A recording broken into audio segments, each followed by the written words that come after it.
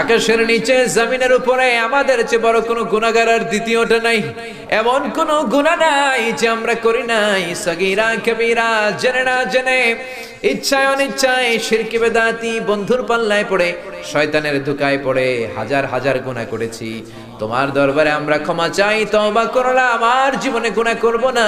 রব্বুল আলামিন আমাদের মাসুম বানিয়ে আমাদেরকে তুমি মাফ করে দাও। বুক ভরা আশা নিয়ে তোমার শাহী দরবারে এই গহীন রাতে তোমার পেয়ারা বান্দাদেরকে নিয়ে ভিক্ষুকের মতো, নাদানের মতো, মূর্খের মতো হাত তুললাম। আমাদের হাত দুইখানা কবুল আর মঞ্জুর করে দাও।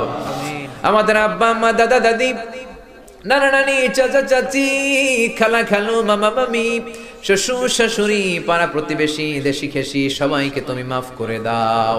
আমাদের যত আত্মীয় স্বজন 3.5 হাত কবরের বাসিন্দা, তাদের কবরগুলোর জান্নাতুল ফেরদাউসের বাগান বানিয়ে দাও।